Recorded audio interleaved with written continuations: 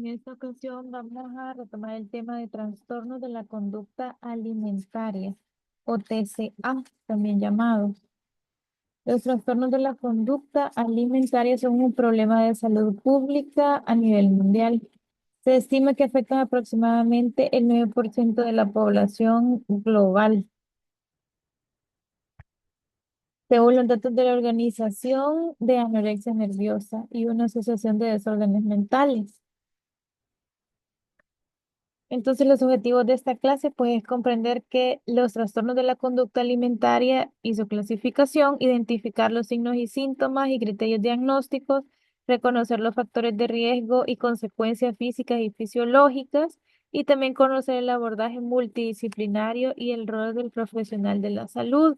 Como le mencionaba, existe la prevalencia en mujeres, cerca del 90% de los casos diagnósticos con trastornos de la conducta alimentaria ocurre más que todo en mujeres, aunque los hombres también pueden ser afectados por esta patología, muchas veces pues no son bien diagnosticados. Y la edad de inicio generalmente comienza en los adolescentes o adultez temprana, aunque se han reportado casos desde los 8 años y hasta después de los 40.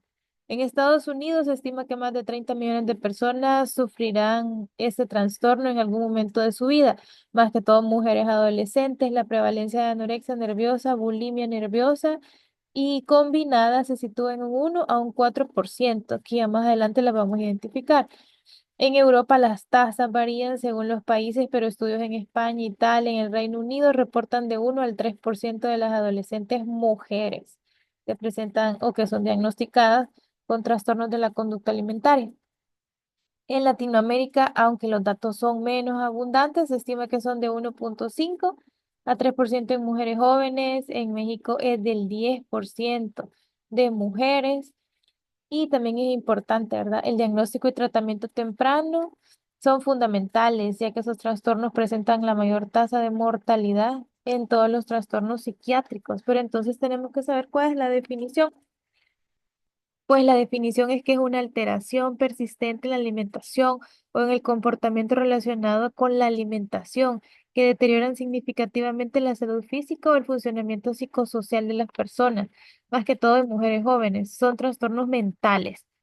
No son meras manías con la comida, no es que la paciente o el paciente no quiera comer, sino que es un desorden mental, es un trastorno ya mental y existe una clasificación y tenemos que el trastorno de la anorexia nerviosa, la característica principal es que una restricción de la ingesta energética, que también va acompañada de miedo intenso a ganar de peso, aumentar de peso, presentar sobrepeso, obesidad o un índice de masa corporal elevado, o que digamos se le note algún tipo de piel en exceso o sobrepeso. Tiene que ver más que todo con la imagen corporal, pero esa imagen corporal está distorsionada. La bulimia nerviosa son episodios recurrentes de atracones seguidos de conductas compensatorias, como por ejemplo el paciente o la persona come demasiado, pero también después vomita o utiliza laxantes o realiza gran cantidad de ejercicio. Los trastornos de atracón son episodios de atracones o alimentación de la comida pero que no va acompañada de conductas compensatorias. O sea, no vomitan, no toman laxantes, no realizan actividad física, sino que tienen, digamos, atracones de alimentos o comen demasiado rápido por cortos periodos de tiempo. Y también está el trastorno de pica, que este es una ingesta persistente de sustancias que no son nutritivas, que nuestro cuerpo no está acostumbrado a consumirlas, que no son alimentos, como por ejemplo la tierra, el papel, el cabello. Y también los trastornos de rumiación, que es una regurgitación repetida de los alimentos que se remastican, se meten en la boca y también se pueden escupir o volver a tragar. Y está un trastorno de evitación o restricción de la ingesta, que esta es una evitación o restricción alimentaria sin preocupación por el peso. El paciente no se preocupa por el aumento o disminución de peso, pero presenta una pérdida de peso o déficit nutricional, que es como involuntaria. En general existen los factores de riesgo de todas estas patologías, de todos estos trastornos de la conducta alimentaria. Y están los factores de riesgo biológicos, pues que la persona puede presentar una historia familiar con problemas o hay alteraciones en los neurotransmisores, también en la serotonina o en la dopamina, pero también tiene que ver con problemas familiares en general. También los problemas o factores psicológicos, que es el perfeccionismo, que la persona siempre quiere estar perfecta, hacer las cosas correctas. También la baja autoestima tiene mucho que ver y algunos episodios de ansiedad.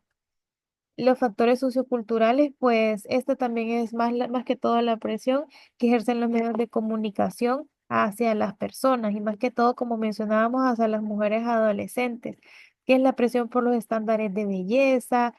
Ahora, si ustedes se dan cuenta, también hay operaciones para mejorar, digámoslo así, la belleza o las facciones de una mujer, también para disminución de peso, como la lipoescultura y todas esas, ¿verdad? Entonces, también las personas, las mujeres adolescentes tienen una presión social por los estándares de belleza, más que todo también en las redes sociales. La cultura también de la delgadez. Y también existen los factores deportivos y profesionales que también pueden afectar o pueden orillar a las mujeres a presentar todos digamos, desórdenes. Que está, por ejemplo, el deporte del ballet, que se necesita que las mujeres sean o los hombres sean delgados. También el modelaje, que también se necesita que las personas sean delgadas o de bajo peso y que su índice de masa corporal esté en desnutrición y también algunos deportes en la categoría de peso, como también montar a caballo, pero ya profesionalmente, algunos otros deportes de boxeo o peso pluma también restringen bastante la alimentación o pueden causar estos trastornos de la conducta alimentaria. En general están varios síntomas y signos que podemos identificar en estos pacientes. Están los signos físicos, claro que es la pérdida de peso. Cuando ustedes pesan al paciente y le realizan el índice de masa corporal, pues está en desnutrición. Igual que el paciente presenta fatiga por la misma desnutrición o por la misma hemoglobina baja o la anemia, presentan caídas de cabello, alteraciones electrolíticas, bajo sodio, bajo potasio. También están las conductuales, que el paciente evita consumir los alimentos, evita estar con su familia a la hora de realizar el desayuno, el almuerzo, la cena. O ustedes pueden identificar que el paciente realiza ejercicio excesivo o que luego de consumir los alimentos pues vaya al baño y puede ser que vaya a vomitar también o a botar la comida en cualquiera de los casos. Y también están los signos y síntomas también psicológicos. Por ejemplo, la obsesión con el peso, que se pesan en cada momento, tienen una báscula en el baño, se están pesando todos los días, llevan un récord de peso y también expresan una culpa tras comer o haber realizado atracones.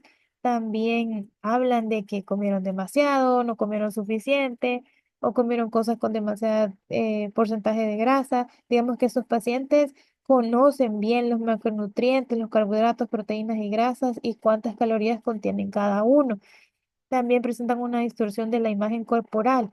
Puede ser que los pacientes estén desnutridos, pero ellos se miran con sobrepeso o obesidad o no estén contentos con su cuerpo. Entonces, el diagnóstico, pues sí se puede dar un diagnóstico a través del DSM-5, que es un manual de desórdenes mentales. Según esto, así se puede diagnosticar, porque son distintos desórdenes mentales, ¿verdad? Tiene que ver con psicólogos, con psiquiatría. Y también hay una evaluación médica que también se realiza la antropometría, que son las medidas, también una bioquímica sanguínea, densiometría ósea para identificar si no hay osteoporosis y una evaluación psicológica, que son los test de actitudes alimentarias y alguna entrevista clínica. Todo eso se puede utilizar para diagnosticar a un paciente. Y si se necesita el personal multidisciplinario, los médicos, nutricionistas, psicólogos, psiquiatras deben diagnosticarlo. Entonces tenemos la primera clasificación de los trastornos de la conducta alimentaria, que tenemos la anorexia nerviosa, pues esta es una restricción pero persistente, continua de la ingesta de los alimentos, de la ingesta energética que lleva a un peso corporal significativamente bajo, incluso cayendo en la desnutrición o desnutrición severa, según el índice de masa corporal, junto con un miedo intenso a aumentar de peso, a ganar de peso, a aumentar esas libras de más y una alteración de la percepción corporal. La persona no se acepta como realmente es con el peso que tiene. Y existen los criterios del manual que debe tener una restricción de la ingesta de alimentos y un peso significativamente bajo según el índice de masa corporal, que nos van a delimitar si este paciente entra en anorexia nerviosa, un miedo intenso a ganar de peso, distorsión de la imagen corporal. Estos son los signos, digamos, o los criterios que deberían ustedes identificar para diagnosticar a una persona con anorexia nerviosa. Y tenemos algunos subtipos o alguna clasificación de la anorexia nerviosa que son el tipo restrictivo, que es una pérdida de peso lograda por la dieta, a base de ayuno, a base de restricciones de alimentos y un ejercicio excesivo. Y también tenemos un tipo de atracones o purgas, que son episodios de atracones o altas concentraciones de consumo de alimentos y luego purgas, vómitos, laxantes y diuréticos. Las consecuencias clínicas, pues si son mujeres, pues presentan amenorrea, también tienen osteoporosis, hipotermia por el bajo peso, bradicardia, alteraciones electrolíticas y riesgo vital en general.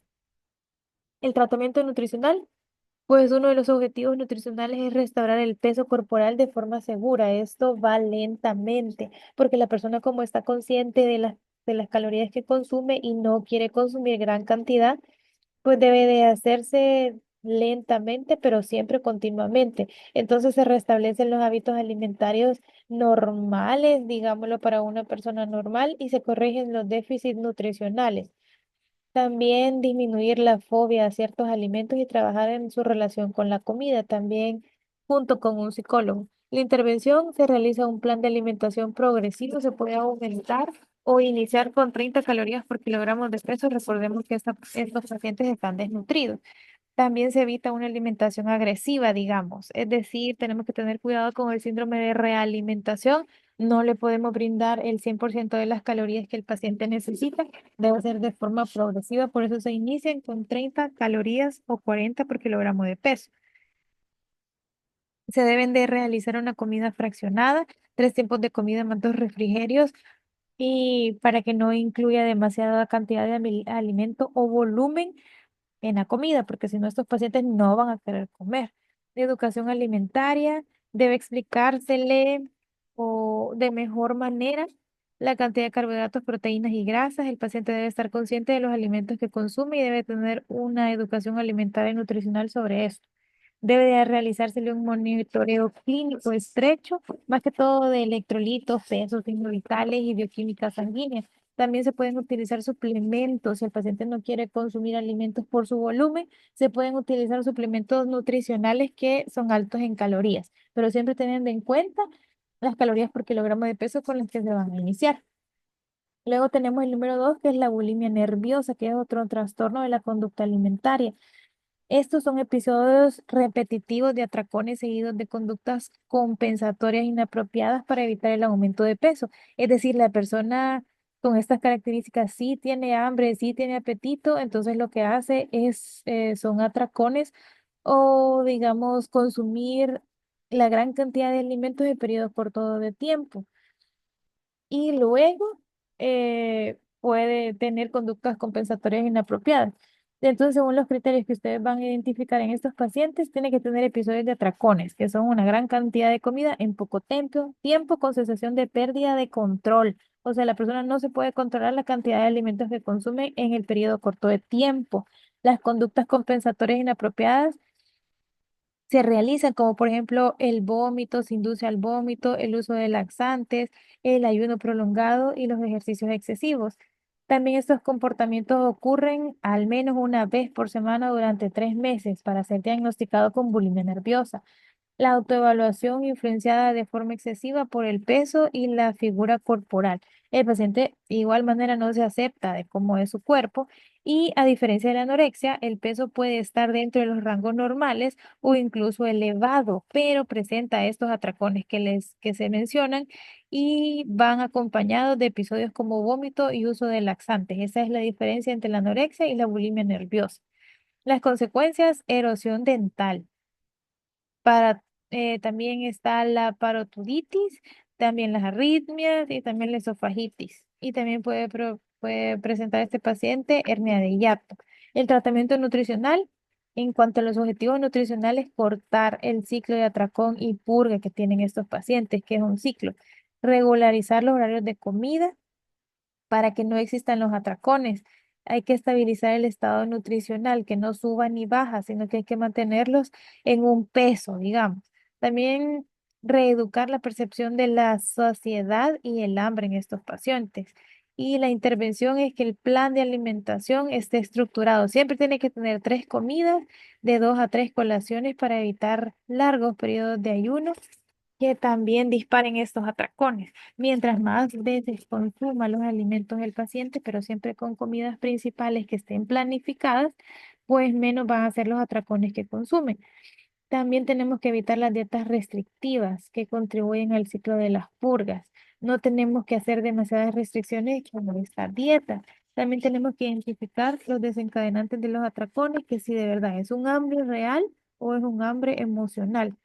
Tenemos que estar pendientes de la reducción del hambre y la saciedad, y que también son unas técnicas de alimentación consciente. También abordar el miedo a ciertos alimentos a través de la exposición gradual a estos alimentos. Algún alimento que el paciente no quiera comer, se debe hacer una exposición gradual. También la corrección de alteraciones electrolíticas, como la hipopotasemia, que es la más frecuente. Luego tenemos el trastorno por atracón, que es la presencia de alteraciones recurrentes sin conductas compensatorias. Eso es decir, que el paciente o la persona tiene atracones de comida, come los alimentos en un corto periodo de tiempo, pero estos no se inducen al vómito, no realizan ejercicios excesivos y no utilizan purgas. Y los criterios que debemos de conocer son que los episodios de atracones, al menos una vez por semana, siempre durante 3 meses para ser diagnosticados, incluyen al menos 3 de los siguientes: comer muy rápido, comer hasta sentirse incómodamente lleno, comer grandes cantidades sin hambre física, sino que solo por ansiedad, comer solo por vergüenza, porque le dicen que tiene que comer, y también sentirse culpable o disgustado, deprimido luego del atracón que presenten. También pueden presentar un malestar intenso respecto a los atracones y las consecuencias clínicas, pues esta sí es el sobrepeso, sí es la obesidad y puede presentar diabetes, incluso síndrome metabólico y depresión. El tratamiento nutricional, pues uno de los objetivos es regularizar la ingesta de los alimentos, reducir los episodios de atracones, mejorar la relación con la comida sin enfocarse en la pérdida de peso, abordar también comedores, comedores emocionales o si el paciente come por ansiedad y no por verdad, por hambre. La intervención, pues se tiene que hacer un plan estructurado y flexible, evitar comidas impulsivas y desorganizadas. La educación sobre las señales de hambre y saciedad. Debemos identificar si es hambre de verdad o es solo ansiedad. Debe también llevarse un registro alimentario sin el contenido calórico. No queremos que estos pacientes sepan las calorías que tiene cada alimento. Solo necesitamos identificar qué alimentos son los que consumen. Trabajar en alimentación emocional, con psicología siempre y en algunos casos posible manejo de peso si el paciente lo desea y si está emocionalmente preparado para el enfoque restrictivo. Incluso también la inclusión de alimentos temidos que el paciente pueda consumir sin culpa. Luego tenemos los trastornos o el trastorno de evitación o también restricción de la ingesta de alimentos. Pues aquí en este caso el paciente evita o restringe la ingesta alimentaria sin que exista preocupación por la figura, solo es que no la consume. Y los criterios, según el manual, son la falta de interés por comer o evitar de los alimentos por sus características sensoriales o miedo a las consecuencias negativas. Puede ser ahogamiento o vómito, la pérdida de peso significativa o fracaso en el crecimiento, los déficits nutricionales, la dependencia de los suplementos nutricionales o alimentación enteral, También la interferencia significativa en la vida social o funcional y también es importante que no hay distorsión corporal en este paciente, ni temor a engordar y es más frecuente en niños o en personas con trastornos en el neurodesarrollo, que estos pacientes no quieren comer los alimentos, le tienen miedo a algunos tipos de alimentos, ni siquiera quieren probar los alimentos, pero más que todo esto lo vamos a ver en niños menores de 5 años. Y el tratamiento nutricional, pues aumentar la variedad de los alimentos y el volumen de los alimentos, pero esto va a ser en una secuencia, no va a ser de la noche a la mañana. Cubrir los requerimientos nutricionales del niño, evitar los suplementos o sonda como única fuente a largo plazo, porque de verdad que el paciente se trauma si es solo ha estado con sonda. Entonces es más difícil reincorporar los alimentos sólidos.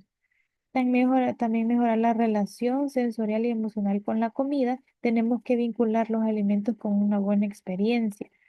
Y la intervención, pues, es evaluar el tipo de evitación sensorial, que el por qué el niño evita estos alimentos, si tiene miedo a atragantarse o es por la falta de apetito o es nada más sensorial. También una introducción gradual de los nuevos alimentos. También el trabajo coordinado con la terapia ocupacional en niños y psicología y el uso de suplementos para mientras el niño consume los alimentos, pues debe darse un suplemento nutricional. También se deben hacer juegos o retos alimentarios con los niños para motivar a la exploración de los alimentos que no quieren consumir.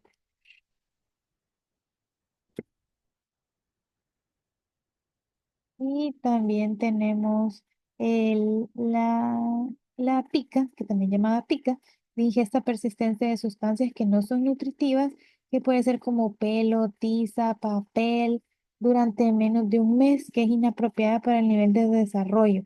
Es decir, puede ser que veamos o identifiquemos a niños pequeños que de casualidad consumen tierra, pero si ella es una persona adulta, por ejemplo, o ya esto es pues que se da siempre.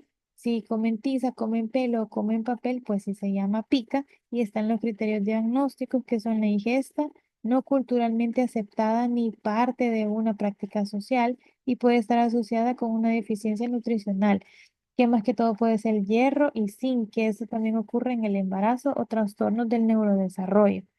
Las consecuencias clínicas que puede ser una obstrucción intestinal por consumir tierra, por consumir pelos, por consumir papel, también la toxicidad de lo que consuman, que no es un alimento, y también las infecciones parasitarias, como por ejemplo si consumen tierra.